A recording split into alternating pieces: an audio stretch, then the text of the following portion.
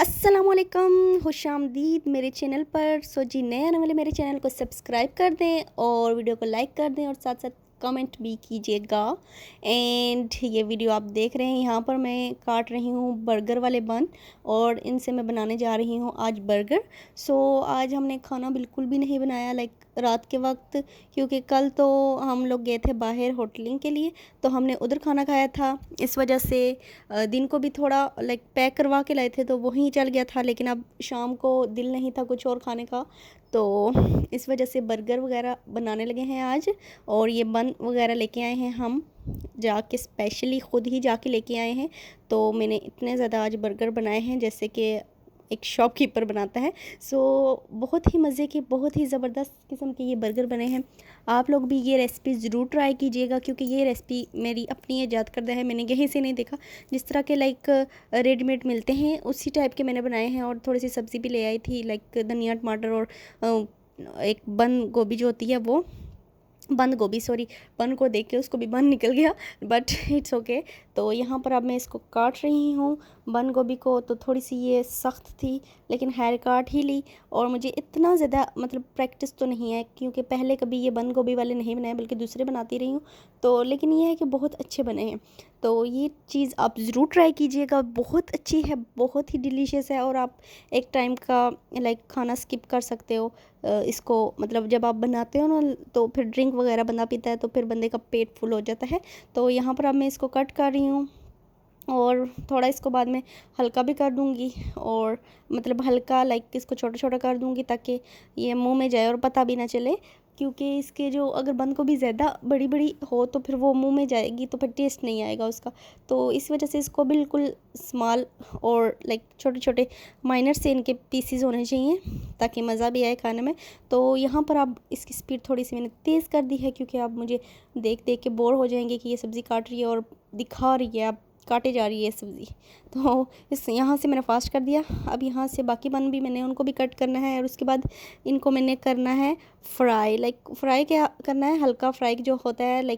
आपने क्या करना है कि जो तवा है उसके ऊपर आपने, जो नॉन स्टिक तवा है उसके ऊपर थोड़ा सा ऑयल लगा के फिर आपने इसके ऊपर हल्का सा इसको सेकना है, ताकि ऐसा हो कि आपका जो ये बर्गर है ये ख़राब बिल्कुल भी ना हो। होता है ना कि जब आप चीज़ ब्रेड या बर्गर कट करते हैं तो फिर वो टूटना शुरू हो जाते हैं। तो इससे ये होता है कि ये फ़िक्स हो जाती है अपनी जगह, सेकते हैं जब हम, और बिल्कुल भी टूटते नहीं हैं। तो इतना सा मैंने डाला है, और इस पर काफ़ी सारे मैंने तकरीबन 10 से 12 बर्गर मैंने बनाए हैं, और सारे इसी पर बनाए हैं और बिल्कुल भी एक्स्ट्रा ऑयल नहीं डाला। हाँ, 10 पहले बनाए थे, 2 बाद में बनाए थे, वो फिर मैंने दूसरे तवे पर बनाए थे, इस पर नहीं बनाए थे। ये नॉन स्टिक वाला है तो इस पर बनाए थे। और नॉन स्टिक वाला हमारे की शक्ल ऐसी हो गई है कि जैसे पता नहीं इसको फालिज का दौरा पड़ा है। इसका साइडें ऐसे मुड़ गई हैं। आई डोंट नो कि सबका ऐसे ही होता है या हमारा ही ऐसा हुआ है या कोई मटेरियल अच्छा नहीं था इसका, इस वजह से। ये मेरी शादी के पहले का यहाँ पर था, तो मेरा अपना जो पूरा सेट है वो अभी तक उसी तरह पड़ा हुआ है, बिल्कुल भी यूज़ नहीं किया। तो करने भी नहीं देते ससुराल वाले, कहते हैं जब तक ये चीज़ें हैं ये यूज़ करो फिर देखेंगे। तो बाज़ार से भी न्यू न्यू मैं लेके आती रहती हूँ। इस वजह से जो है ये चीज़ें यूज़ हो रही हैं। तो फिर सम टाइम दे भी देते हैं, कोई ज़रूरतमंद हो तो उनको ज़रूरत वाली अशिया हम दे देते हैं, अल्हम्दुलिल्लाह। तो यहाँ पर एक बात मैं बताती चलूँ कि मेरा ना लास्ट टाइम ये हुआ कि कुछ दिन पहले, तकरीबन 1 मंथ हो गया है, मैंने वो वाक़या आपके साथ शेयर नहीं किया। हुआ यूँ कि हम लोग कहीं गए हुए थे, फिर वापस घर आए और मेरा गोल्ड का ब्रेसलेट गुम हो गया। और मैं इतनी परेशान हो गई। मैं वैसे, मेरी आदत थी कि मैं गोल्ड का ब्रेसलेट हमेशा मैं अपनी बाजू पर चेक करती थी कि कितना खुला है और अब कितना तंग हो गया। शादी के बाद पहले काफ़ी खुला था, फिर थोड़ा बाजू थोड़ी मोटी होती गई, तो अब सेट हो गया था। तो जो ही मैंने चेक करने के लिए देखा तो मेरा गोल्ड का ब्रेसलेट नहीं था। मैं इतनी ज़्यादा परेशान हो गई, इतनी ज़्यादा, और रो रो के मेरा हाल बुरा हो गया था। फिर क्या हुआ कि अब यहाँ पर मैं बताना तो नहीं चाहती, लेकिन फिर भी कि मैंने अल्लाह ताला से दुआ की कि जो अगर मेरा ये मिल गया ब्रेसलेट तो फिर मैं सदका दूंगी। तो फिर जब मिल गया अल्हम्दुलिल्लाह, उसी टाइम कुछ देर के बाद मुझे वो मिल गया। ऑटोमेटिकली ही, क्योंकि मेरे हस्बैंड ढूंढ रहे थे साथ। वो कह रहे थे कोई बात नहीं, अगर गुम हो गया तो कोई बात नहीं, नया ले आएंगे। मैंने कहा नहीं, मुझे वही चाहिए, नहीं तो फिर लाइक मुझे ऐसे लग रहा है मैंने कोई चीज़ ज़ाया कर दी है। वो मुझे इतना रोना आ रहा था, लेकिन फिर भी शुक्र है वो मिल गया, और वो रूम में से ही मिला मुझे। और हम इतने दूर गए हुए थे, ये कह रहे थे मैं वहाँ में जाके चेक कर रहा था, और रात के तकरीबन 3 बज रहे थे, तो मैं इतनी रो रही थी। लेकिन खैर अल्लाह ताला की राह में जब सदका देने का कहा तो फिर वो ऑटोमेटिकली ही रूम से ही मिल गया। तो इसीलिए मैं कहती हूँ कि आपको भी सदका खैरात किया करें, जितनी आपकी हैसियत है उतना किया करें, और इंशाल्लाह आपको अच्छे से अच्छे की उम्मीद रखनी चाहिए। अल्लाह ताला आपको जो है हर एक चीज़ अता करेगा, जो भी उसका मुकर्ररा वक्त होगा। सो जी, यहाँ पर हो गए हैं बर्गर मेरे ने रेडी कर लिए हैं, और यहाँ पर शामी कबाब हैं। लेकिन ये है कि इसका शामी कबाब काफ़ी छोटा था, यहाँ पर 2 भी डालती तो कम थे, तो इस वजह से इसको मैंने थोड़ा पीसीज में कर लिया था बाद में, और बहुत मज़े का, बहुत ही यमी था।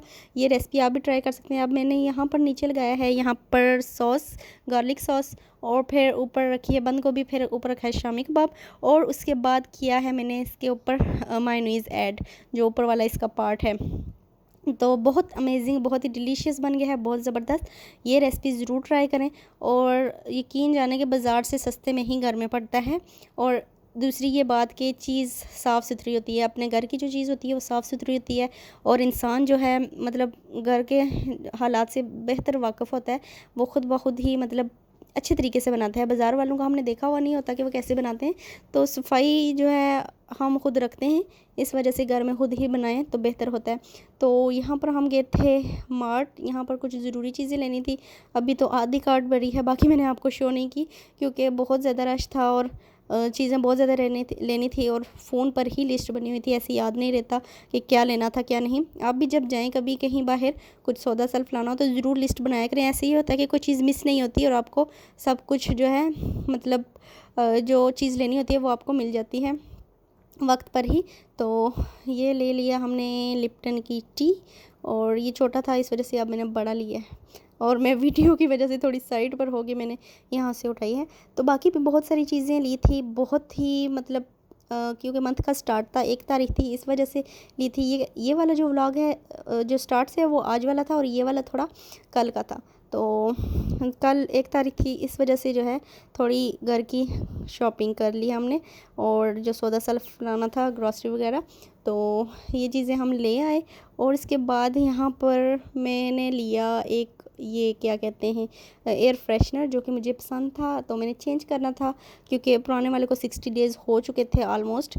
तो अब थोड़ी सी जो है उसकी कमरे की खुशबू भी मैंने चेंज करना चाह रही थी, इस वजह से मैंने फ्लेवर चेंज लिया, और सोप्स वगैरह लिए, हर एक चीज़ ली। लेकिन फिर भी कुछ ना कुछ रह ही जाता है, आपको पता है, तो 1-2 चीज़ें रह जाती हैं, तो फिर वो भी इंशाल्लाह बाद में जाकर ले आएंगे।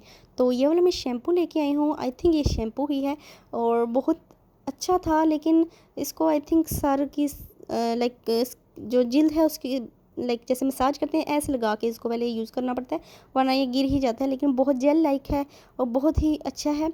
और अब मैं इसके ऊपर रिव्यू क्या दूँ, क्योंकि मैंने इसके बारे में अभी रिसर्च नहीं की। मैंने चेंज करना था क्योंकि हेड एंड शोल्डर से भी अब मुझे ये होता है कि मेरे सर में उससे भी डैंड्रफ आना स्टार्ट हो गई थी, इस वजह से मैंने चेंज किया है। और उससे हेयर फॉलिंग भी स्टार्ट हो गई थी, क्योंकि बाज़ औक़ात ये होता है कि कंपनी का नाम कुछ लाइक शीर पसंद अनासर होते हैं, वो यूज़ करना शुरू कर देते हैं, फ़ेक बनाना शुरू कर देते हैं प्रोडक्ट्स को, तो ऐसे ही होता है।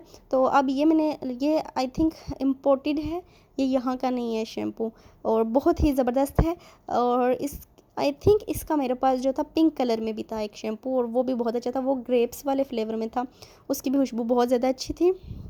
तो ये था आज का व्लॉग, आई होप आपको अच्छा लगा होगा। स्टे ट्यून्ड एंड अल्लाह हाफिज़।